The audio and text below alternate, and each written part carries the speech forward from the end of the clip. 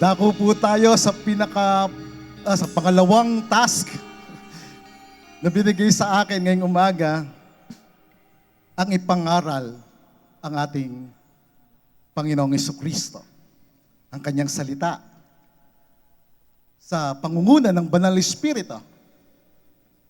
Mga kapatid, during the time na ako po ay nakipag-fellowship sa Panginoon, fasting and prayer, focusing myself on Him, He taught me one thing: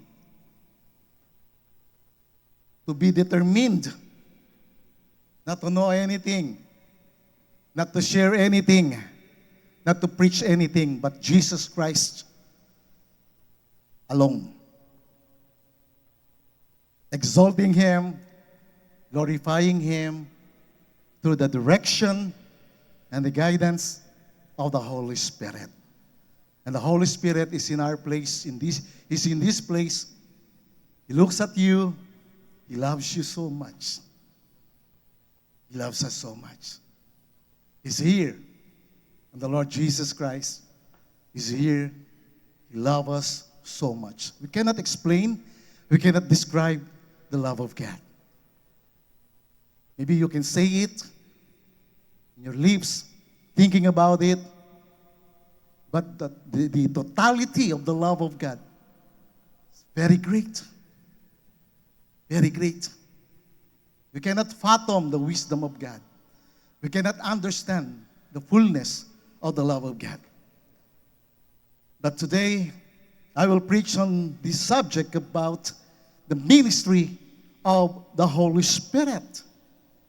The ministry of the Holy Spirit.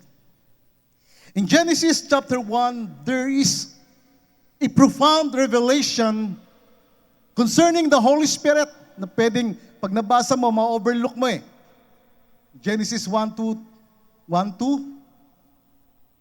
the movement of the Holy Spirit. And right now, we will explore the ministry of the Holy Spirit in our world and in our lives. Sa ating buhay. Ang Holy Spirit patuloy siyang gumagalaw. Patuloy siyang kumikilos. Patuloy siyang nagbibigay ng buhay. Nagbabago ng buhay. If you will allow Him. Kung hahayaan mo siya. If you will just flow with Him. And let's read the Bible, the Word of God, in Genesis chapter 1. In the beginning, God created the heavens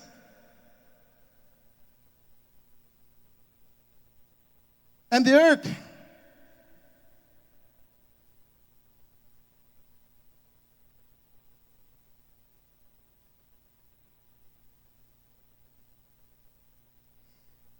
The earth, the Bible says, was without form and void. And darkness was on the face of the deep. And it says, the Spirit of God was hovering, moving. Ibig sabihin yan, lumililim siya, kumikilos siya, gently but powerfully, over the face of the waters. And then God said, let there be light, and there was light. Praise the Lord. God created the earth and the heavens, and the Spirit is hovering. Then God said, let there be light. Magkaroon ng liwanag. At nagkaroon na ng liwanag. Here we see, mga kapatid, the Trinity working together in creation. We believe in the Trinity. The Trinity speaks about the Father, the Son, and the Holy Spirit. And these three are one. Three distinct persons, but one. That is the mystery of God.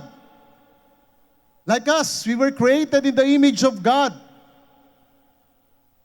We are composed of three: the spirit, the soul, which is your thoughts, your will, and your emotions, and your physical body. Kaya kung ano nangyayari sa spirit, nangyayari physically. So, the Trinity is working. The Father, the Son, and the Holy Spirit. The Father created all things. Siya ang lumikha ng lahat ng bagay. The Holy Spirit hovered over the waters, moving gently but powerfully, working together with the Father.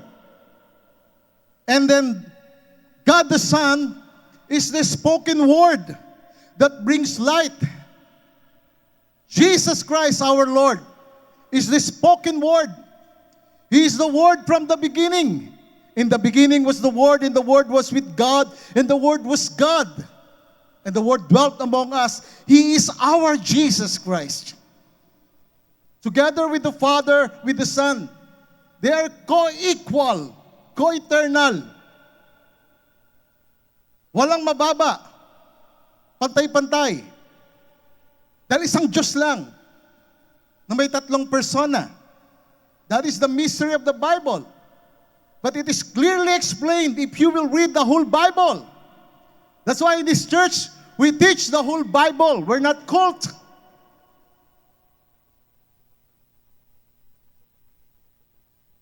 The whole counsel of God. We teach the whole counsel of God. And so before God spoke, the Holy Spirit moved powerfully.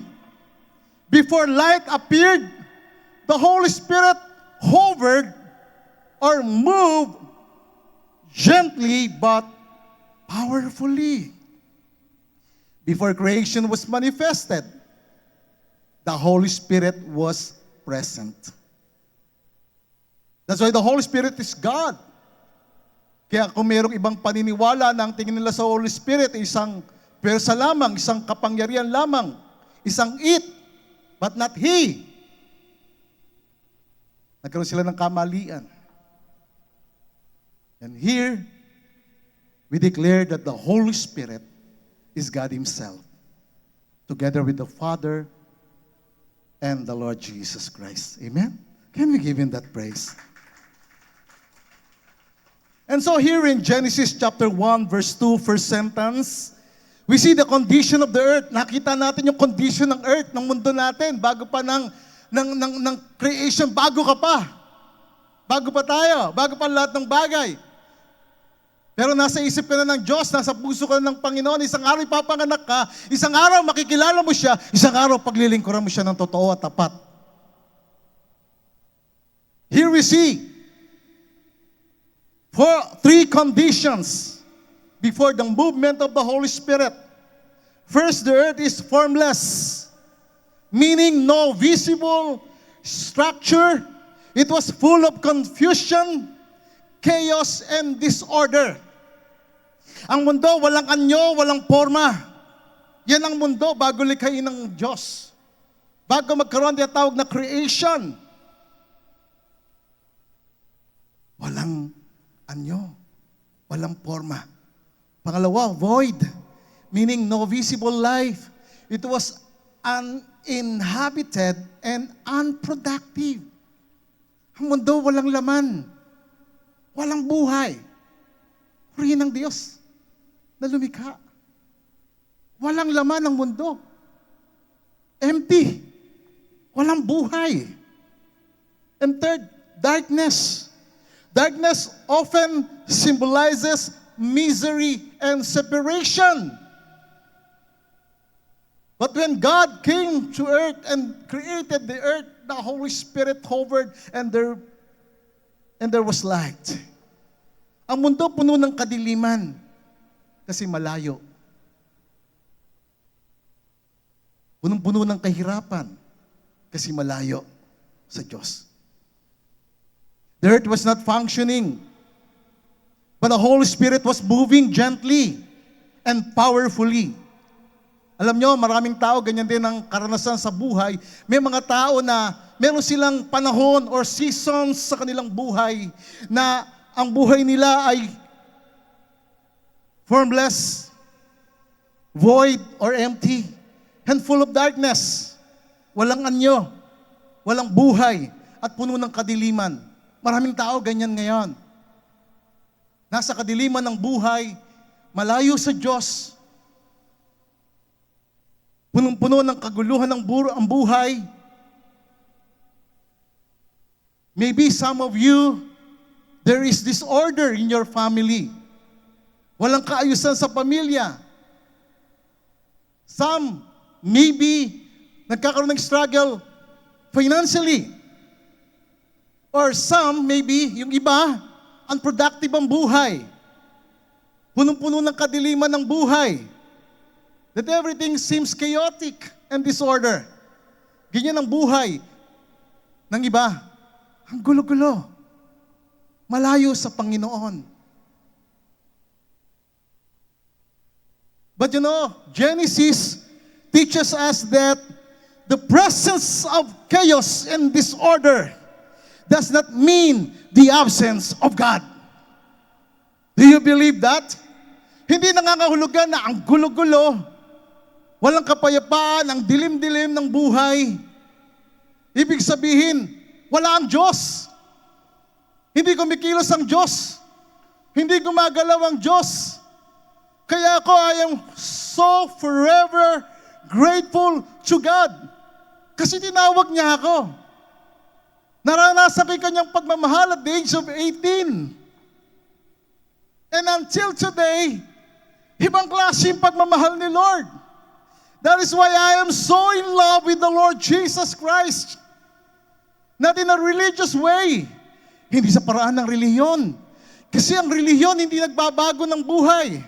Kahit na isang tao maging relihiyoso, walang pagbabago ang buhay. At kahit pa maging panatiko siya, ganon ang buhay paulit-ulit sa kaguluhan, sa kawalan ng kaayusan, at sa kadiliman ng buhay. Ngunit purihin ng Panginoon, may liwanag na dumating sapagkat ang Panginoong Jesucristo ay nahayag. Amen? The presence of chaos and disorder does not mean the absence of God. Tandaan natin ito mga kapatid, the Holy Spirit is working even now. Even in your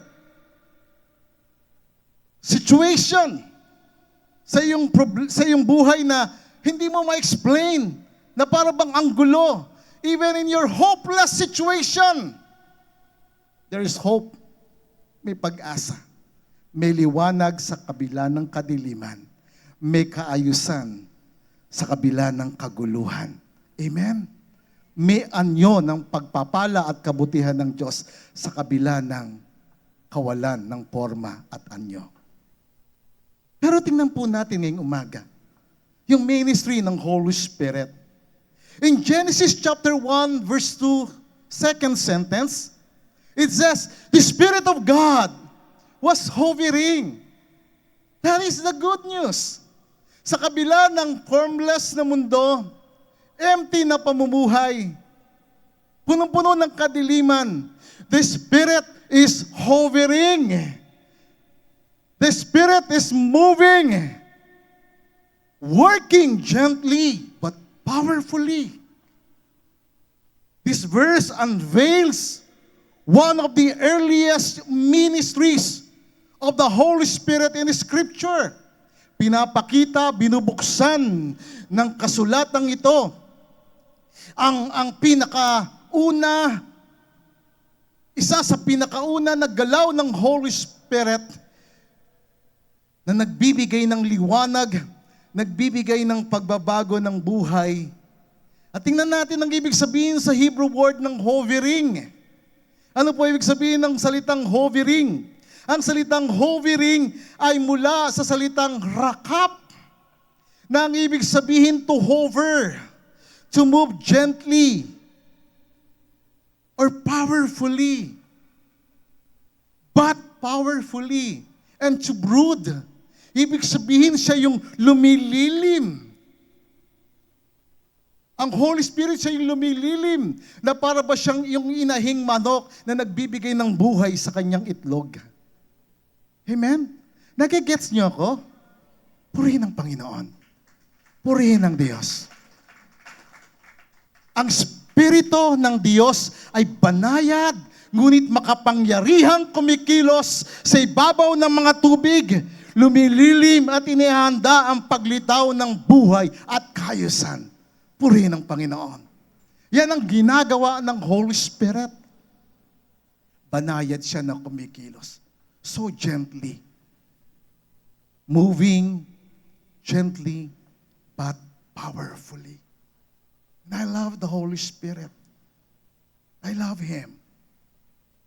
And it is my prayer every day that I said to Him, Holy Spirit, lead me. Lead me into all the truth. Guide me. Control my life. And direct my life. Because the ministry of the Holy Spirit is to glorify Jesus Christ. To honor the Lord Jesus Christ. Jesus said in John chapter 16, He said, the Holy Spirit will glorify me because He will take what is mine and declare it to you. It is the Holy Spirit that will give you wisdom and understanding. That's why, praise the Lord for that prayer in Ephesians chapter 1, that the Spirit of wisdom and revelation may give you that enlightenment in your life, that the eyes of your heart being understanding or receive understanding. Kaya pag na ang Holy Spirit nasa'yo, kahit na ang pinakamahirap na sitas o talata sa Biblia, ituturo niya sa'yo. Because He is our teacher. And when the Holy Spirit is with you, He will be your teacher. He will be your guide. He will lead you and guide you into all the truth. Banayad siyang kumikilos, makapangyarihang kumikilos at gumagalaw sa ibabaw ng mga tubig at maging sa buhay ng maraming tao hanggang sa panahon natin. Ganon din sa iyong buhay. Pakitapik ang katabi mo, sabi mo, ganon din sa iyong buhay. Banayad siya. Huwag mo lang siyang bugawin. Amen?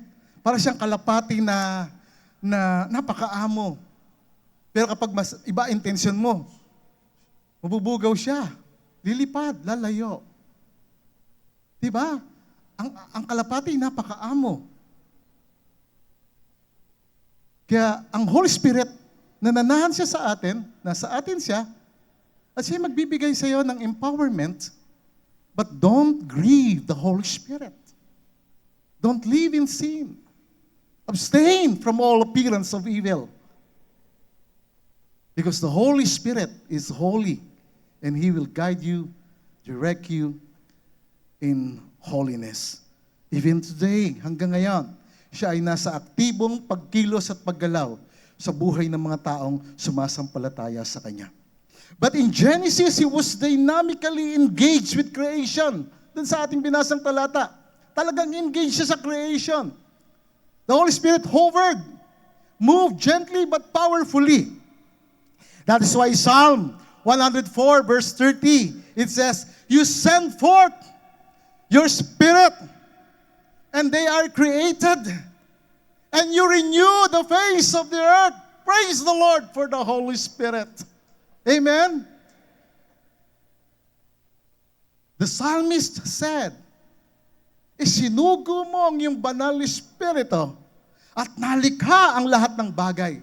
Nalikha ang mundo, nalikha ang tao. It is the breath of life that enters that human being and became a living soul because of the breath of life. That is the ministry of the Holy Spirit. The Holy Spirit brings change out of chaos. He prepares the impossible and releases new life. That's the work of the Holy Spirit. Nagre-release siya ng bagong buhay. Nagre-release siya ng pag-asa. Nagbibigay siya ng kaliwanagan ng buhay. The Holy Spirit is the one who nurtures God's purpose and participating with the Father and the Son in creation and giving life to His creation. That is why Job said, sabi ni Job, ang Espiritu ng Diyos ang lumikha sa akin. Ang Espiritu ng Diyos ang gumawa sa akin. Ang Espiritu ng Diyos ang nagbigay ng buhay sa akin. Yun ang testimony ni Job. Si Job, na nakaranas ng matinding suffering sa kanyang buhay, he was reminded of himself. He came to his senses when he said, "Curse the day when I was born." But he was reminded by the Spirit of God. It was the Holy Spirit who made him and gave him life. Not his father and his mother. They were just the instruments. But it is God, the Father, and the Holy Spirit, and the Lord Jesus Christ that gave life. It is the work of the Holy Spirit for us to live, to breathe. Pwede ba tayo mag-inhale? Ang hininga na yan ay galing sa Panginoon. Pero yung ibang amoy, di ko alam kung saan galing yon. Kaya nga when we speak the name Yahweh,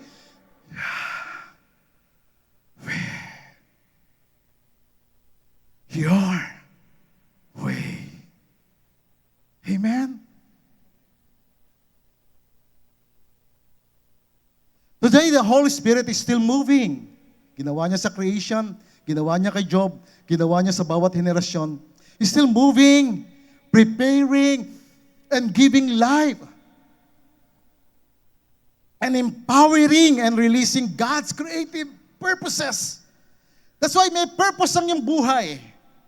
Kasi ang Holy Spirit ang lumikha sa'yo. Bawat isa sa atin may kanya-kanyang abilidad, kanya-kanyang talino, kanya-kanyang husay, kanya-kanyang galing. Maaring yung abilidad mo wala sa akin o yung abilidad ko wala sa iyo. Pero unique and special ang pagkakalikha sa iyo.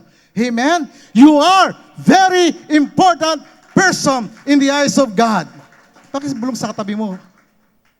VIP ka? Yeah. VIP. Very important person. Kaya nga, don't lose hope. Don't be discouraged. Ano mang problema, ano mang pagsubok. Huwag kang susuko. Huwag kang give up. Because you are a very important person. Somebody's praying for you. That's why you're here. Because the Lord loves you. So tingnan natin yung sequence ng movement ng Holy Spirit. First, the Spirit moves. Second, the Word is released.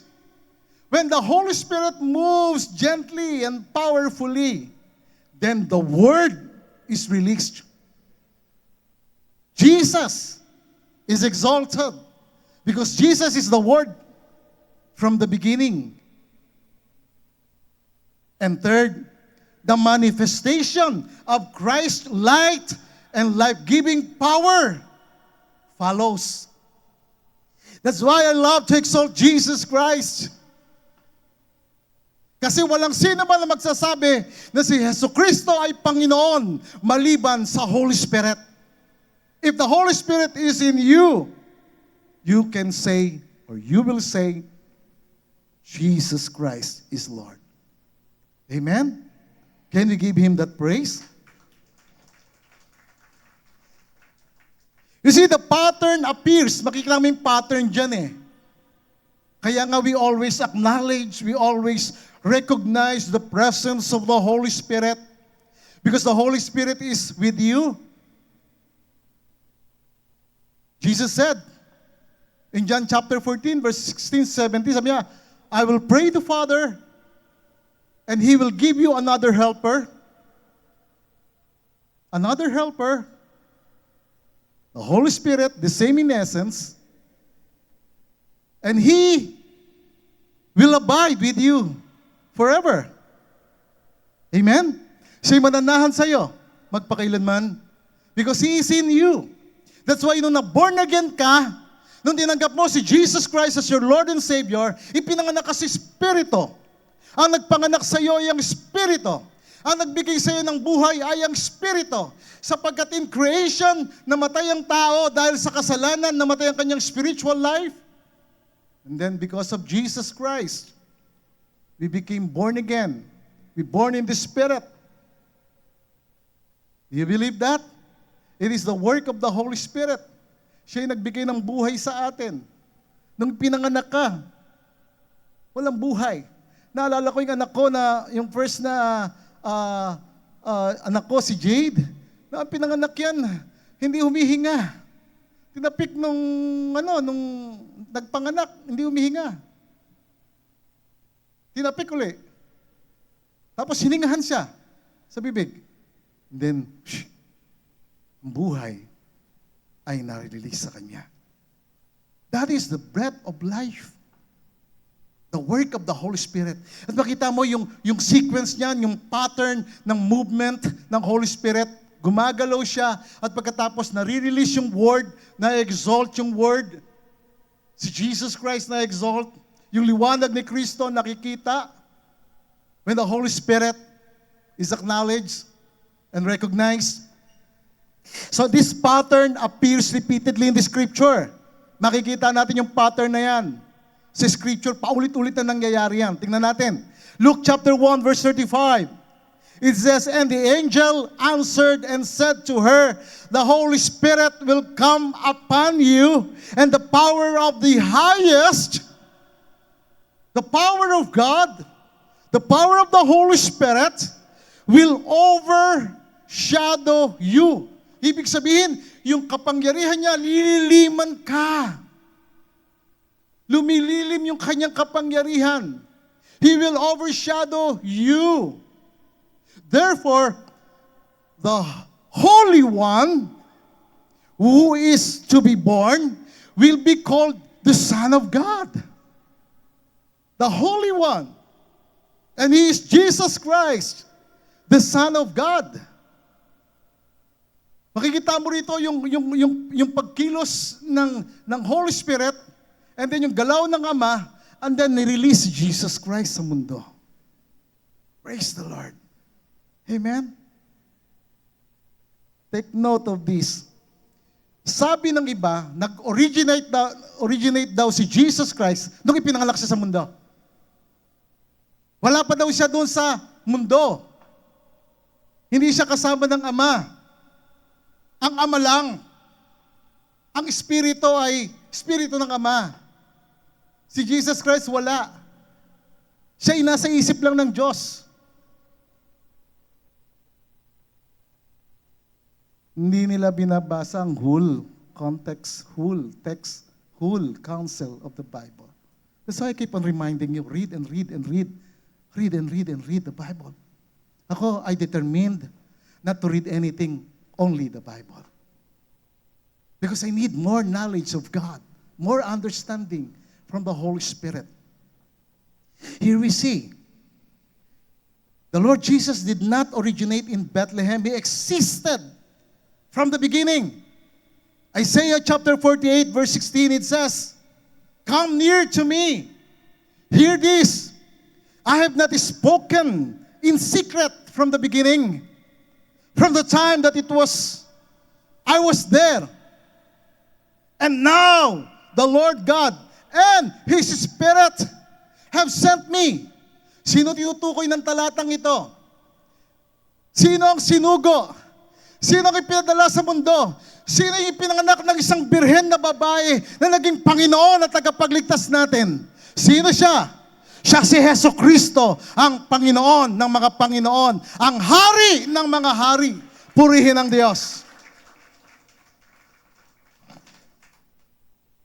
Wala nang iba ang nagsasalita dyan. Because nagkaroon ng conference ng Father, the Son, and the Holy Spirit. And they talk to each other.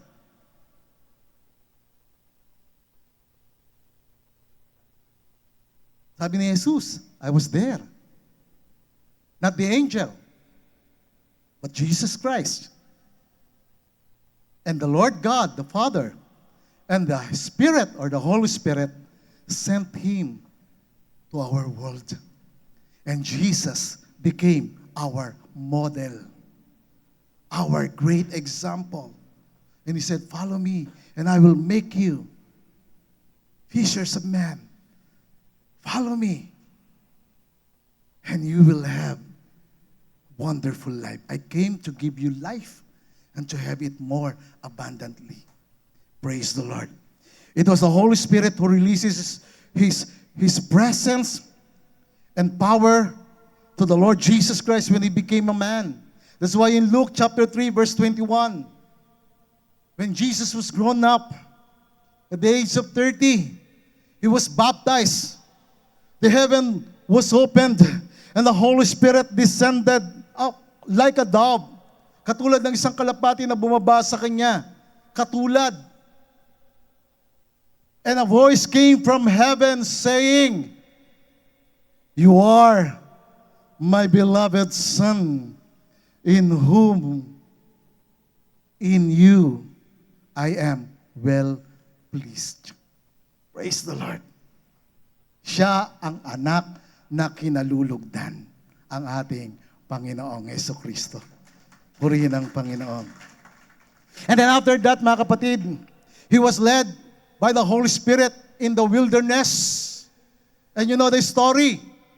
In the wilderness, he faced the devil, Satan himself, face to face in a battle. In 3 areas or different occasions. But Jesus Christ, our Lord, defeated Satan, the devil, in 3 areas of life. Ano yun? Lust of the flesh, lust of the eyes, and the pride of life. Yun yung 3 areas of life na tinalo, ginapi ng Panginoong Jesucristo ang dyablo. Hindi siya nagpadaig sa nasa ng laman, yung tinapay. Hindi siya nagpadaig sa nakita niya, yung pagnanasa ng mundo, na yung mundo ibibigay daw sa kanya, sumamba lamang kay Lucifer or kay Satan. And he said, get behind me, Satan.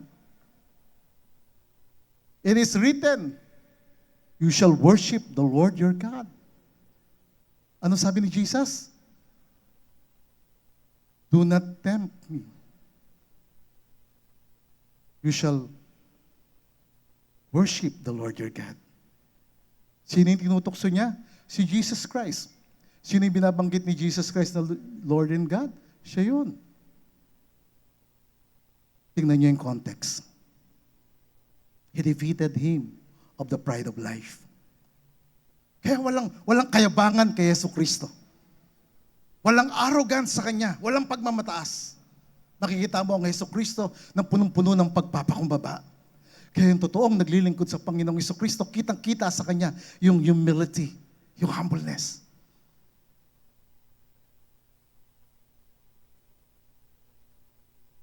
Then after that, after 40 days of prayer and fasting, he returned in the power of the Holy Spirit to Galilee. He came to Nazareth in the synagogue and read the portion of the book of Isaiah. In Isaiah 60 saying, it is written in Luke chapter 4 verse 18. He said, the Spirit of the Lord is upon me. The Holy Spirit, he said, is upon me because He has anointed me to preach the gospel to the poor. He has sent me to heal the brokenhearted, to proclaim liberty to the captives, and recovery of sight to the blind.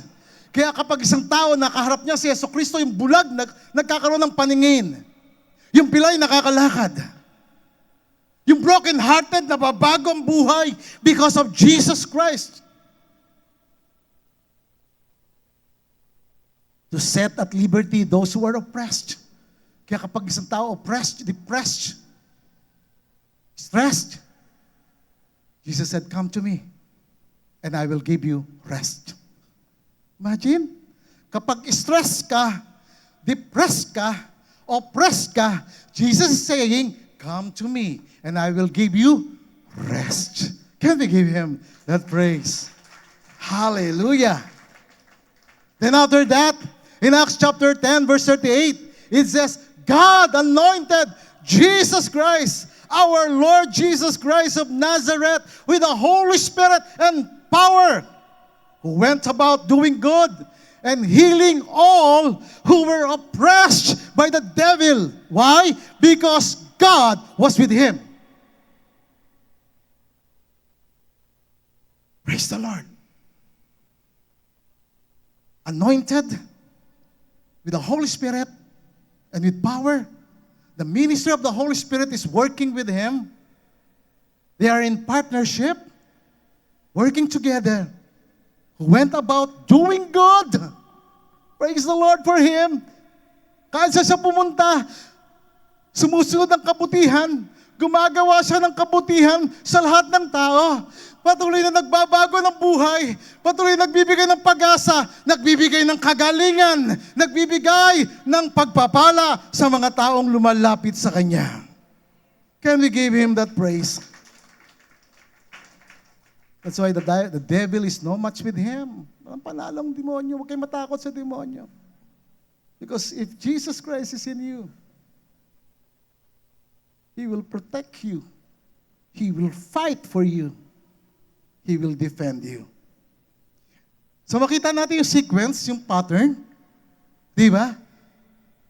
In the Old Testament, in Genesis, in the New Testament, in the life of the Lord Jesus Christ, and even in the birth of the New Testament church, it says in Acts chapter 2, there was revival. At the day of Pentecost, the Holy Spirit descended. Praise the Lord.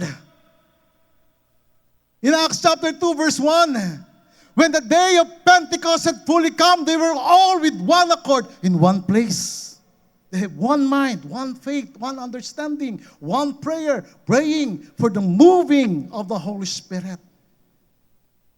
And the Bible says in verse 2, and suddenly there came a sound from heaven. Merong ugong na galing sa langit. Nakatulad ng isang rumaragasang malakas na hangin.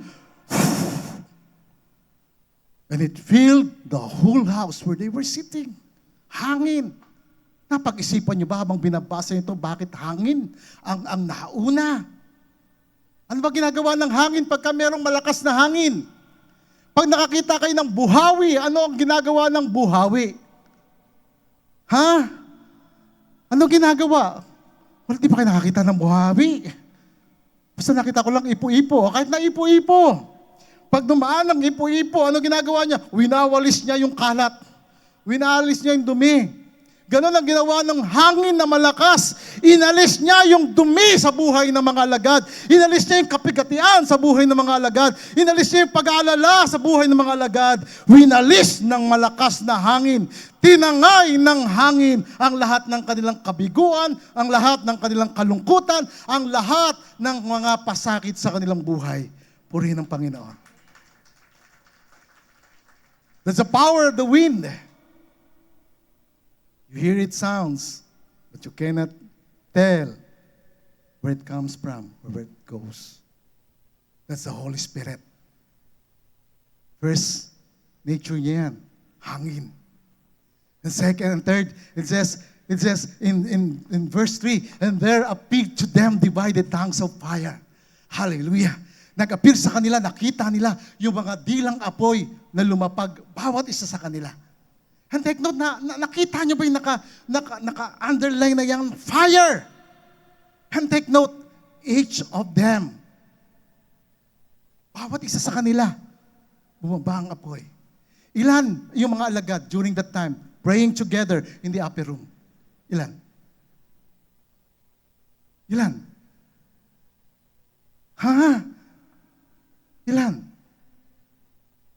That's why I keep on telling you, read the Bible, understand what the Bible is written. Ilan? Ilan ang tumanggap ng kapuspusan according to chapter 1? 120. Bawat isa doon sa 120 ay bumabayong apoy. Bawat isa sa kanila may pangalan ng apoy. Itong apoy na to pupunta doon sa kanya.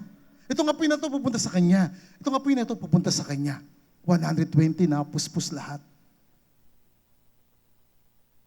But if you will read 1 Corinthians 15 verse 6, nagpakita ang Panginoon sa maraming alagad at 500 na tao. Sabi ng Bible, 500 na tao ng mga alagad ang nakakita sa Kanya. Yung iba present doon sa panahon na yon. Yung iba nawala na. Pero 500 yon. Think about that. 500 minus 120.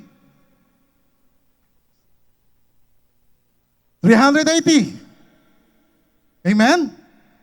Nasaan yung 380? Pastor, abala. Araw kasi ng Pentecostes, nung time na yon. Acts chapter 2 verse 1. Naghanda sila ng pagluluto. Marahil nandun yung mga nanay.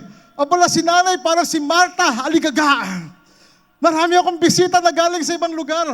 Kakain sa bahay, kinakailangan marami akong lutuin. Kung nandun na sana ang King Bean Restaurant, o-order na lang sila para maka-attend sila doon sa prayer room ng upper room. Pero hindi. Namili pa yung iba. Yung iba nagbakasyon. Pwedeng iba nag-backslide. Parang katulad sa lugar natin. Actually, ang lugar na ito umabot sa 500 tao mahigit. Nasaan na yung iba? Pastor, nagpunta sa Sangli. Sangli Point sa Cavite. Hindi po, sanglibutan. Nagpunta muna sa mundo. Namasyal sa mundo. Namuhay sa kasalanan. But these 120, each of them, this is the good news. Bawat isa sa kanila, hapos-pos ng Banal na Espiritu. It could be you, bawat isa sa inyo, sa atin. Amen? And yes, purihin ang Panginoon. And they were all filled with the Holy Spirit and began to speak with other tongues as the Spirit gave them utterance. Tapos po silang lahat ng Banal na Espiritu. Kaya mga kapatid, throughout the Holy Scripture, the Holy Spirit prepares, gives life, and empower God's people for God's purposes and to glorify the Lord Jesus Christ. The Holy Spirit is the carrier of life. The earth was lifeless, of course. We read that. And many people today, even today, are lifeless. But now, meron ako mabuting balita. The Holy Spirit is still working.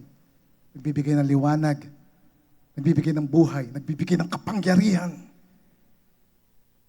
Why? Because the Holy Spirit is the life-giving Spirit. Sabi ng Romans 8 verse 11, but if the Spirit of Him that raised up Jesus Christ from the dead dwells in you, He that raised up Jesus Christ from the dead will quicken your mortal body because of His Spirit that dwells in you. Quicken, meaning He will give you life. He will give you power. Kaya hindi ito usapin ng may edad na. Kahit may edad ka, lalakas ka, sisigla ka, i-empower ka niya, palalakasin ka niya. The Holy Spirit is still moving. Mga kapatid, the Holy Spirit has not ceased in ministry. He's still working, moving, hovering, even now sa lugar natin. That's why may mga prayers tayong ginagawa. Because we want the movement of the Holy Spirit. So He still hovers and moves powerfully. For what purpose? First, think about this. To reveal the Lord Jesus Christ. That is the purpose of the Holy Spirit. Ihayag niya ang Panginoong Jesucristo sa puso ng bawat isa na nais ng liwanag. Mag-convict ng kasalanan, ng katuwiran at ng judgment. Pangalawa, to transform every believer. Baguhin ang bawat mananampalataya. Hindi po pwedeng umaten ka, naglilingkod ka sa Panginoon, pero hindi na bago ugali mo. Kasi pag hindi na bago ugali mo, hindi ka born again. Hindi ka na born again. Kaya kung marami ako nasaksihan, umati sa church, pero hindi na bagong buhay. Bakit? Hindi niya totoo talagang pinaglingkuran o tinanggap ang Panginoong Jesucristo. Hindi niya kinilalang banal Espiritu na nagbabago ng buhay. You see, if the Holy Spirit is with you, you will be changed. Because the Holy Spirit will reveal Jesus Christ in your life. And Jesus Christ is the one who will totally and completely heal your life, change your life, and make you one with Him. And third, to make Jesus Christ the Savior of every family, restoring relationships. Kapag ang Holy Spirit, gumagalaw siya, ang layunin niya, ang pamilya, buuin niya, ayusin niya, baguhin niya. Purihin ang Panginoon. And to exalt Jesus Christ to all the churches, bringing revival. And fifth, to preach the gospel of the Lord Jesus Christ. That's why I have this one desire. Preach the gospel. Because the Lord Jesus Christ is said in Acts chapter 1 verse 8, sabi ni Jesus, sabi niya, you shall receive power when the Holy Spirit has come upon you. And He said, you shall be my witnesses.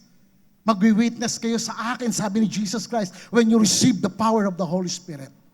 The Holy Spirit will come upon you.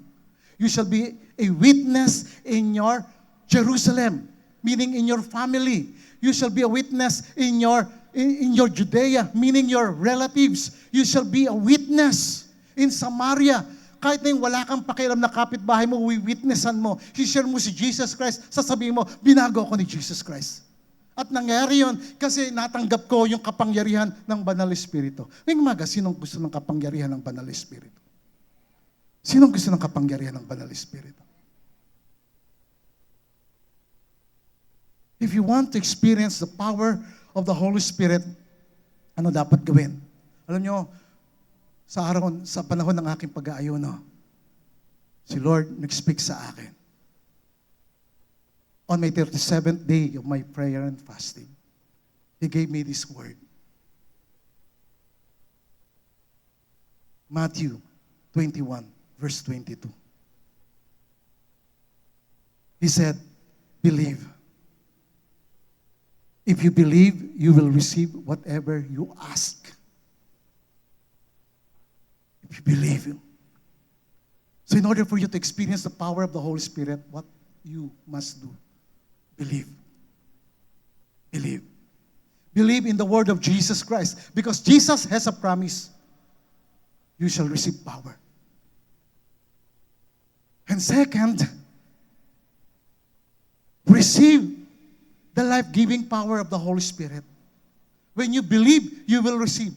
When you believe, you will receive. That is Christianity.